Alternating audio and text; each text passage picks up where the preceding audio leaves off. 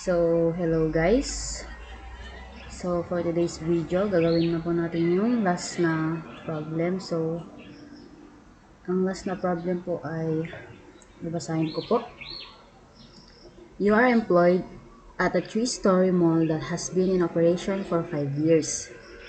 Since its opening, there has been no maintenance performed on the network infrastructure or end-user devices. Wi-Fi can be easily hacked and used for cybercrimes. Eventually, all the devices failed. As a solution, the mall manager purchased 35 new computer units along with 10 switches and 3 routers, which are to be distributed across the 3 floors. For network configuration, only OSPF, or what we call Open Shortest Path First, is to be used. Your task is to design the new network accordingly. So, start na po tayo guys. So, balik po dito. May ginawa na po akong design para po magpadali na ang ating paggagawa. So, balik po, lagyan na po natin ng, gagamitan na po natin ng straight through cable. So, connect lang po natin to PC to switch.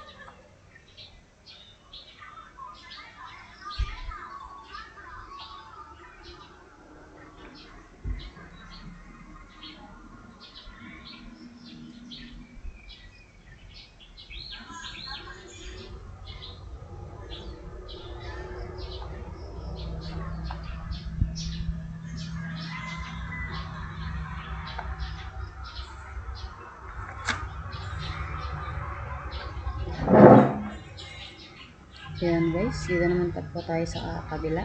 So, connect lang po natin PC to switch.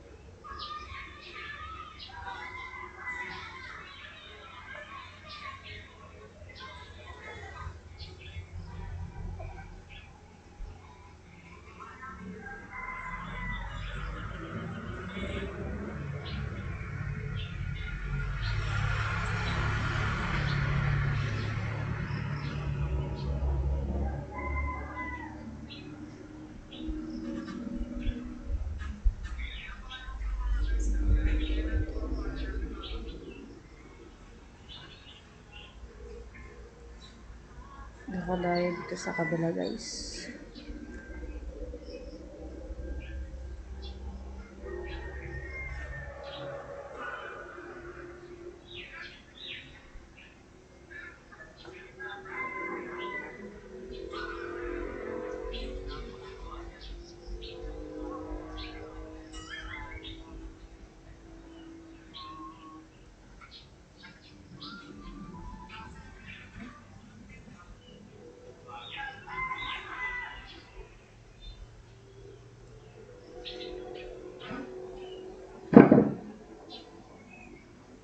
So, dami po kasing PC guys na iko-connect. Pakangalay din. So, ayan. Kapit na tayo natapos sa pag-connect guys.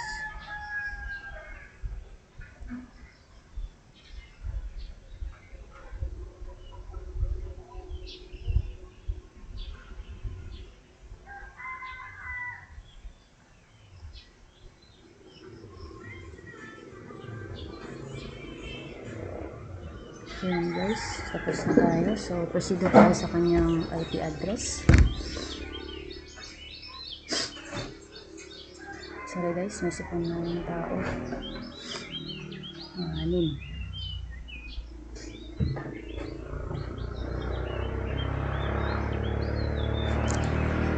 So, ang ating IP address dito is 192.168.10.2. Then, ang ating default gateway ay 192.168.10.1. Control C.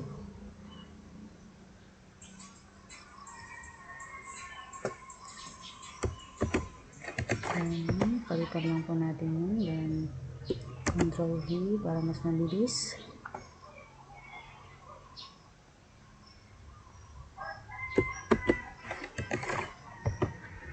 So, lapit natin yung konti. Control V.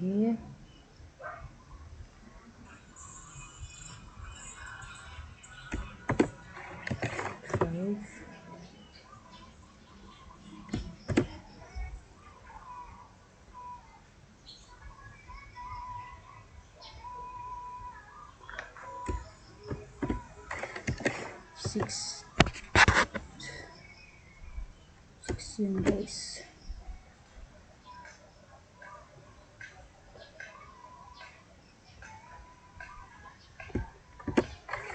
And 7.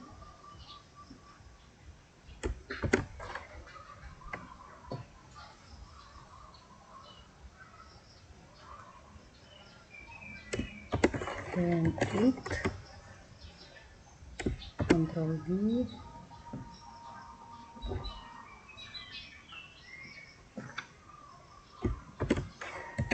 9. Then Control V.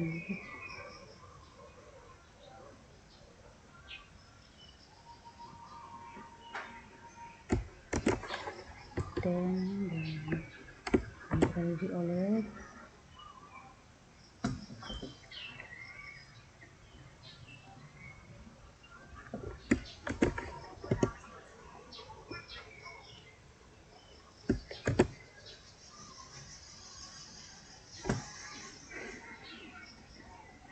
Ang dami kasi guys, kaya matagal.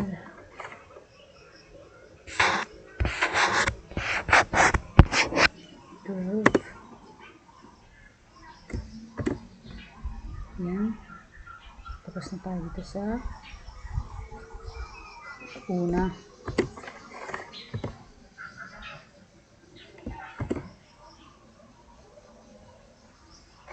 Yan guys, tapos na tayo dito sa una. So, proceed naman tayo dito sa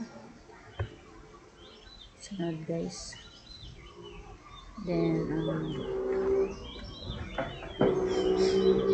ang IP address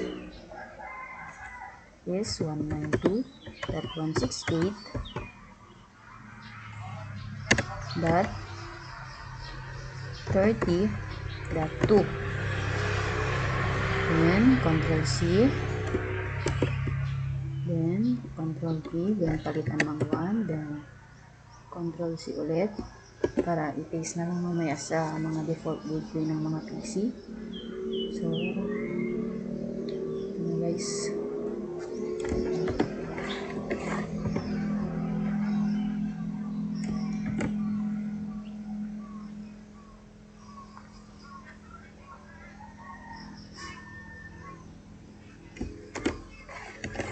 Palitan ng 4. Then, please.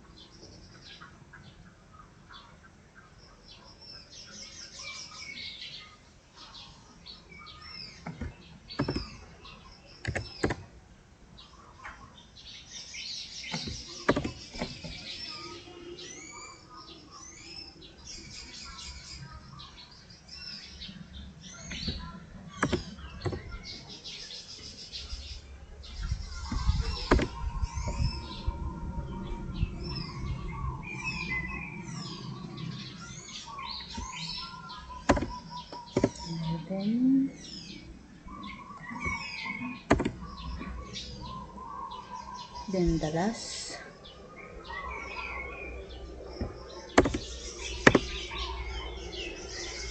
Tapos na tayo dito guys, then proceed naman po tayo sa kabila. Dami guys. So ang ating IP address dito guys is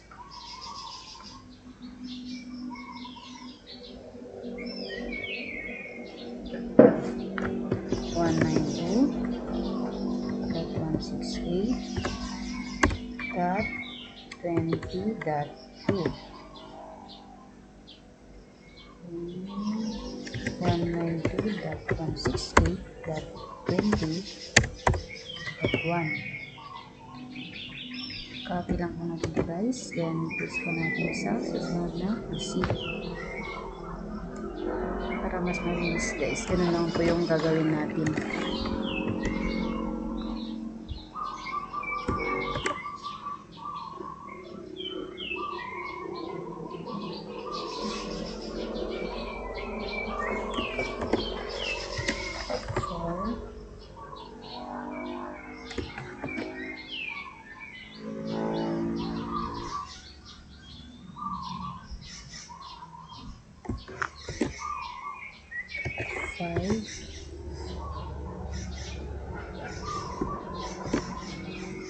And guys,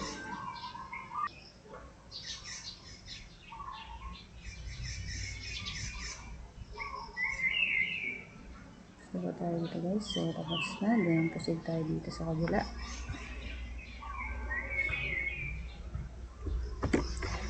Six,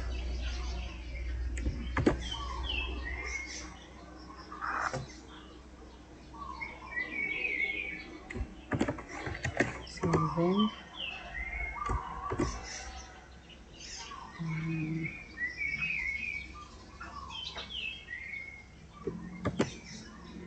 palitan na dito ng 8,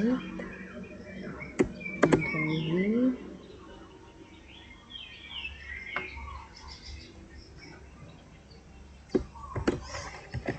9, Ctrl V,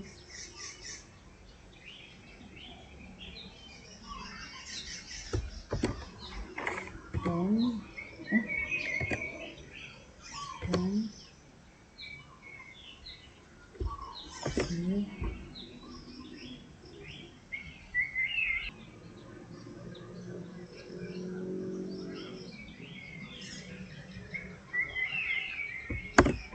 11,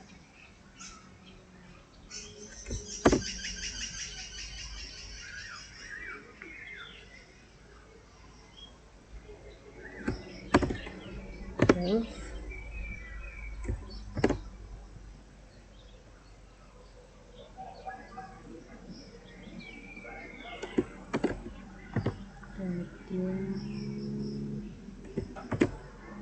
And guys, konti na lang. Tapos na tayo sa paglagay ng IP address.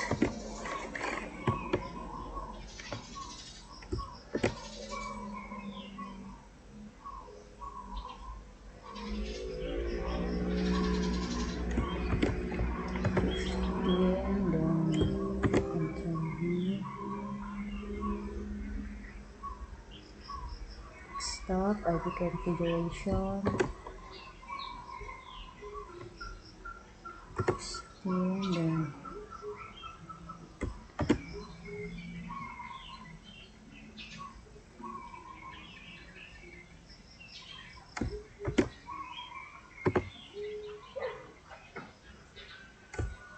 so yan guys, tapos na tayo maglagay ng IP address na. So gagamitan po natin ng crossover tong switch to switch.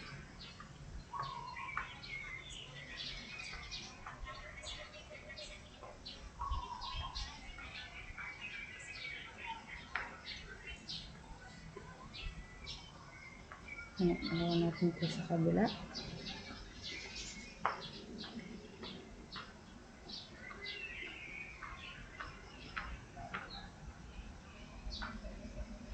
So yan guys.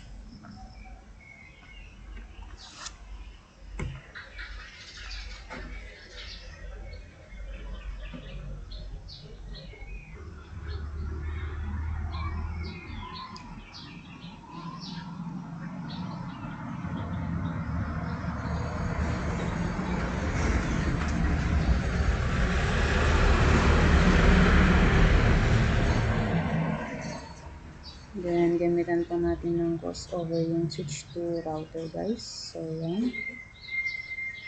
Fast Ethernet 00 po ang ating i-click. Then yan. Fast Ethernet 00. Then piling pa dito. Fast Ethernet 00. Then daka na po tayo sa kanyang router. So punta po tayo dito sa router 1. So click po natin tong WIC12. Then turn off lang po natin ito. Then lagay po natin. Then turn on. Tapos proceed po tayo dito sa config. So hintayin lang po natin.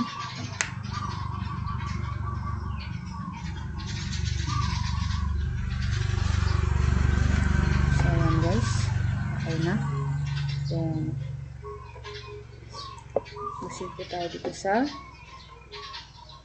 serial. Then ito po guys is 64,000 to. Yan yung kanyang IP address dito is yung default po ng nilagay sa PC guys. So ay hindi po pala, serial po pala to. So yung serial 020 is yung 10.0.0.2. So yan. Then turn on. Then proceed po tayo dito sa Fast Ethernet 00. So dito po natin ilalagay yung sinasabi ko kaninang default. So 192.168.10.1. Ayan. Then turn on po natin. So wala nakikita nyo guys, na green na siya. So proceed po tayo sa router 2. Then yun din po guys, WIC1T din po ang ating i-click. Then turn off po natin to. Then ilagay po natin to dito. And turn on. Then proceed po ulit tayo dito sa kanyang config. Then wait lang po natin guys.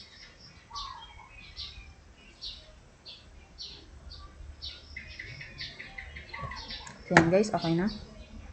Click this OK. Then proceed to serial 020. Then palitan po natin ito ng 64,000. Then this is the serial, I should say, is 20.0.0.2. Then turn on. Then proceed to Fast Ethernet 00. 192.168. Router to ito nga guys. 20.68.20.1. And turn on. So yan guys, bali nakikita niyo po, naka-green na siya. So proceed naman po tayo dito sa router 0. So click pa natin ito kanyang config and proceed po tayo dito sa serial 20. Then palitan po natin ito ng 64,000. Then input po natin dito is 10.0.0.3. Then turn on. Then proceed to serial 30. Then 64,000 rin po ito. Then put 20.0.0.3. And turn on. So proceed po tayo dito sa kanyang Fast Ethernet 00. Lagay po natin is 192.168.30.1.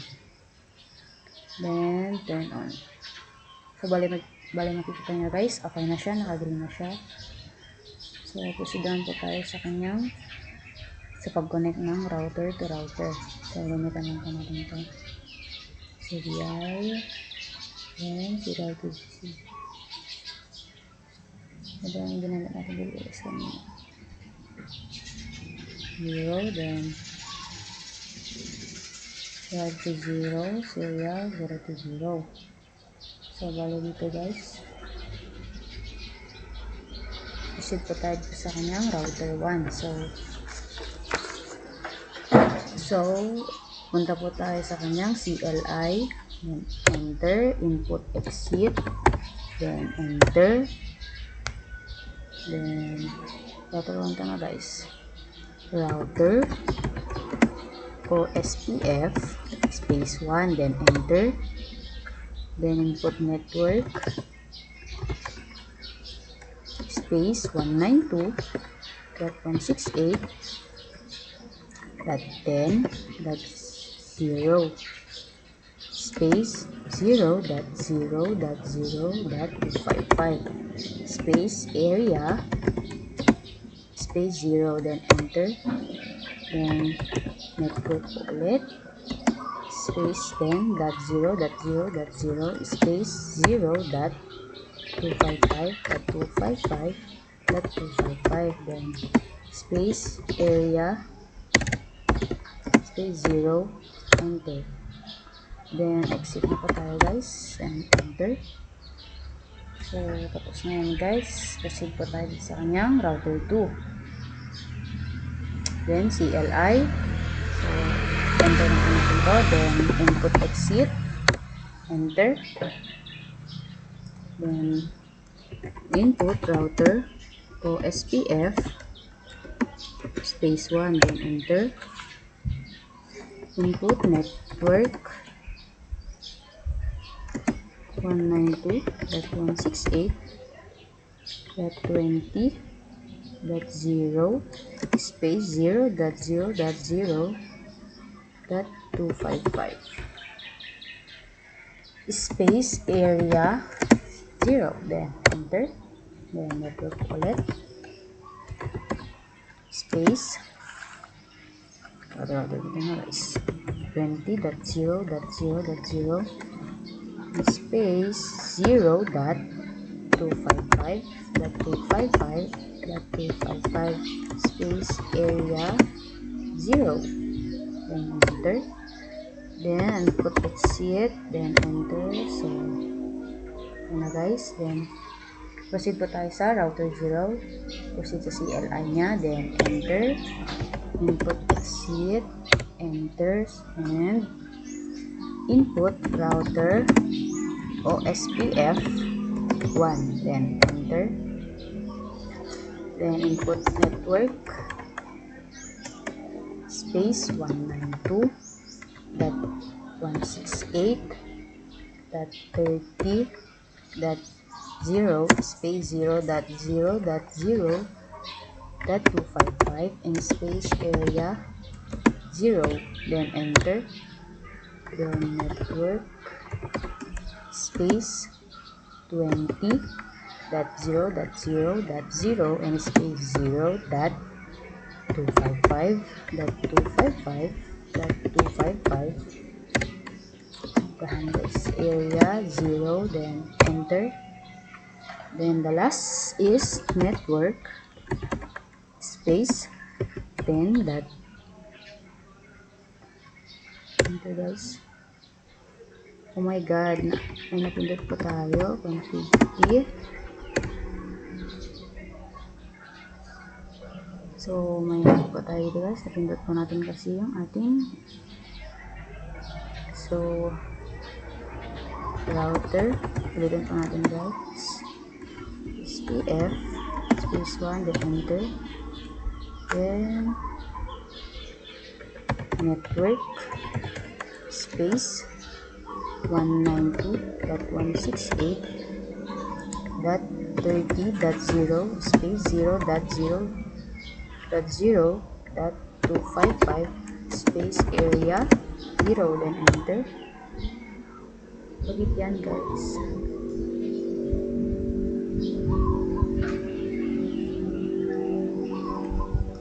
Enter, exit, then router OSPF 1, then network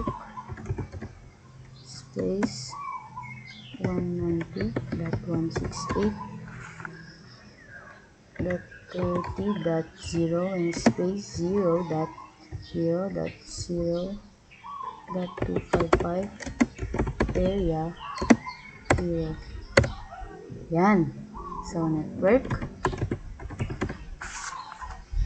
space 20.0.0.0 space 0.255.255.255 area 0, then enter.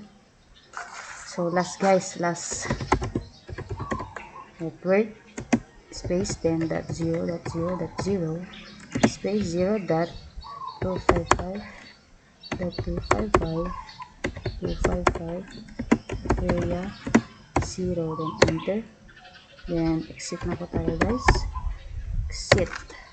So ayan. Okay, so try po natin i-connect. So failed siya guys. Ulitin po natin. Ulit po natin guys.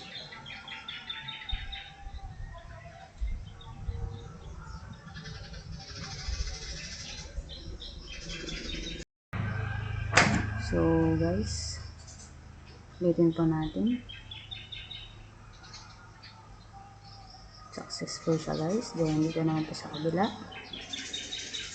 Successful. So yun guys.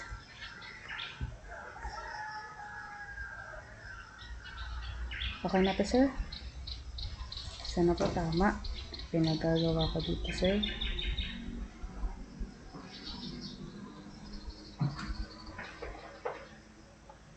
Thank you for watching. Bye.